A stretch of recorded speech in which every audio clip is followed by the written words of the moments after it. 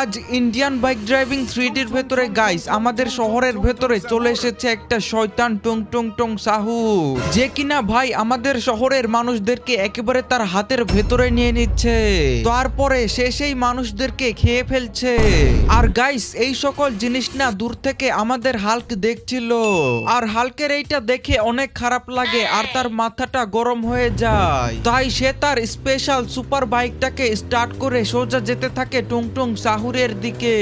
এরপর guys Hulk এসে তার বাইকটা দিয়ে টুংটুং সাহুরের বিল্ডিংটাকে একটা ধাক্কা মেরে দেয়, আর তার কারণে গাইস টুংটুং সাহুর সেখানেই পড়ে যায়। আরে কে কে এসে আমাকে ধাক্কা মারলো?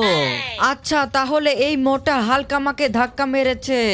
আরে মোটা হাল্কের বাচ্চা, তোর সাহস কিভাবে হলো আমাকে ধাক্কা মারার? আমি কিন্তু ভাই তোকে মেরে মেরে তোর অবস্থা খারাপ করে দেব। আরে টুংটুং সাহুর, তোর এত বড় সাহস, তুই আমাকে মারবি? আজকে তো মনে হচ্ছে তোকে মজা দেখাতেই হবে।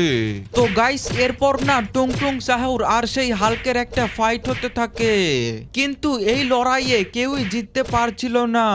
তখনই না গাইস টুংটুং সাহুরের মাথাটা অনেক গরম হয়ে যায়, আর সে হাল্ককে অনেক জোরে একটা লাথি মেরে দেয়, ফলে হাল্ক সেখানেই পড়ে যায় আর তার মাথা দিয়ে অনেক রক্ত বের হয়। তবে গাইস এই সময় টুংটুং সাহুরের চোখ যায় হাল্কের বাইকের দিকে।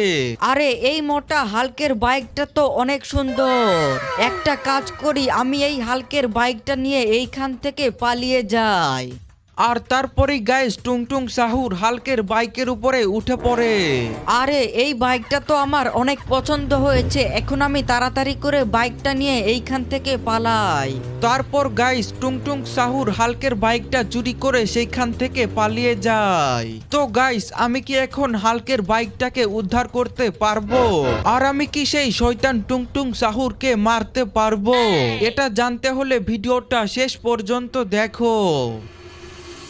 তো গাইস ফাইনালি কিন্তু সকাল হয়ে গিয়েছে, আর গাইস আমি না বাইরে থেকে একটা কান্নার শব্দ শুনতে পাচ্ছি। মনে হচ্ছে ভাই বাইরে কেউ একজন কান্না করছে। এখন আমাকে বাইরে গিয়ে দেখতে হবে যে কে কান্না করছে।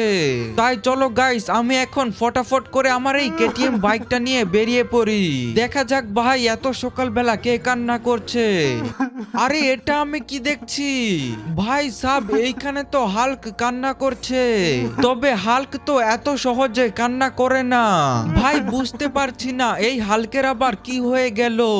আমাকে মনে হচ্ছে জিজ্ঞেস করতে হবে। আরে হাল্ক কি ব্যাপার, তুমি সকাল সকাল এরকম কান্না করছো কেন? আরে দেখো আপন, এই শহরের ভেতরে না